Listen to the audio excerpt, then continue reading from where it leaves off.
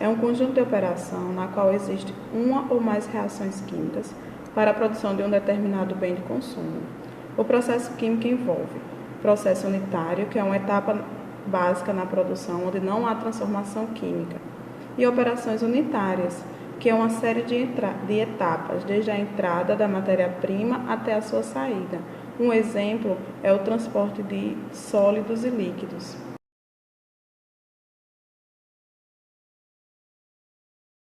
É uma transferência do grupo alquila de uma molécula para outra, ou seja, a substituição do átomo de hidrogênio por um radical alquila, que são o metil, o etil, o propil e o butil.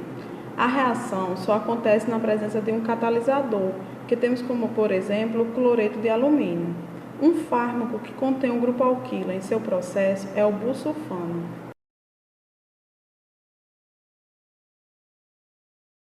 A carboxilação é o processo da fixação do carbono. Esse processo ele remete ao fato do organismo absorver dióxido de carbono. Esse processo também ele ocorre graças ao ciclo de Calvin, ou como é mais conhecido como fase escura da fotossíntese, onde o dióxido de carbono é ligado a um aceptor, originando como produto de uma reação de redução uma molécula de CH2O. Um exemplo dessa reação são os anticoagulantes. A reação de condensação é uma reação química em que duas moléculas se combinam para formar uma única molécula, descartando outra molécula menor durante o processo. Pode ser considerada o oposto da reação de hidrólise.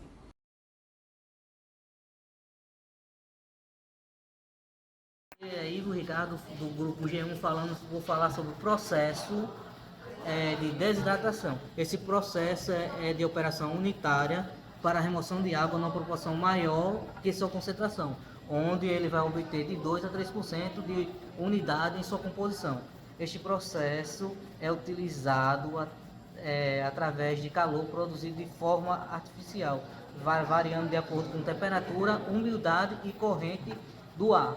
O objetivo desse processo é prolongar a vida útil por meio de redução da atividade da água, onde podemos citar exemplo do omeprazol sódico, que é uma bomba de prótons, no caso, inibidor. Bextra, que é um medicamento de marca.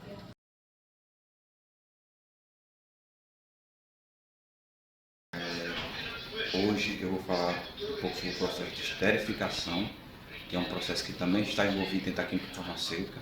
É um processo que se dá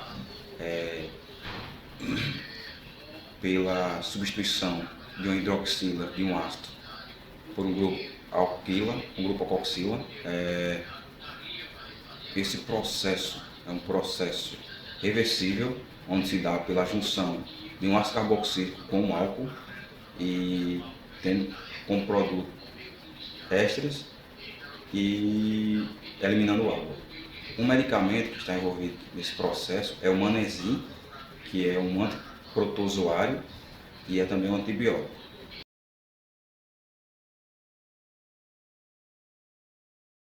A halogenação é uma reação química onde é tirado um átomo de hidrogênio e colocado outro átomo. Nesse caso, um átomo não muito reativo. O átomo nem pode ser muito reativo nem pouco reativo. Como, por exemplo, eu posso citar aqui o bromo ou o cloro. Um exemplo, a bromação.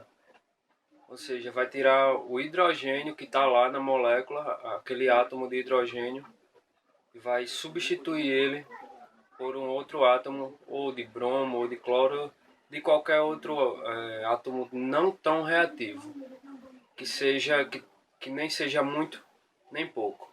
Então, esse é o processo de halogenação.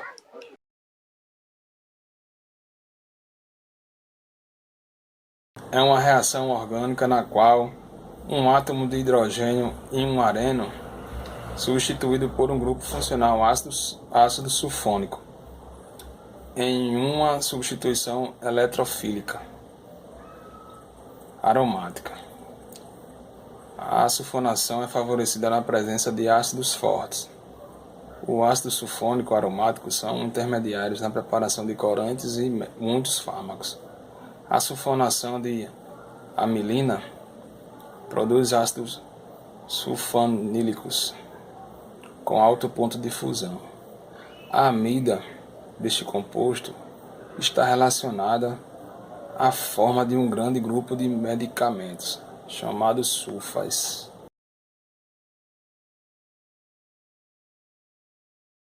A nossa questão 1, ela fala sobre o processo de desidratação de uma molécula. Quando falamos em desidratar algo, a gente tem que lembrar que existe a saída da molécula de água, certo? Então, a nossa questão fala: nessas reações de desidratações abaixo, identifique quem são os compostos A e compostos B, respectivamente. Estão as duas reações, onde temos a presença de álcools a uma determinada temperatura e com a presença de um ácido forte. Esse ácido forte é um ácido secante, é um agente secante. Com isso, ele vai fazer com que a nossa hidroxila, que tem um oxigênio eletronegativo, ela se ligue ao hidrogênio do carbono 1, se transformando em água, sendo retirada da reação. Daí a gente vai ter 2H2, CH2. O carbono, ele para ficar estável, ele precisa fazer 4 ligações. Aqui a gente vai ter 3 ligações, 2 ligações ao hidrogênio e uma ligação ao carbono. Então, para ele se estabilizar, ele faz uma saturação, se transformando em alceno. Então, a gente vai ter a presença de alceno, sendo nosso composto A, mais água. Na nossa segunda reação, também com a presença de um agente secante, vai fazer com que o oxigênio que está eletronegativo da hidroxila se ligue ao hidrogênio da nossa outra hidroxila, fazendo com que ocorra a saída de água. E aí a gente vai ter a presença de CH3, CH2, ou CH2, CH3, com um heteroátomo nessa reação, se transformando em um éter, mais água. Então, a resposta certa é alceno e éter.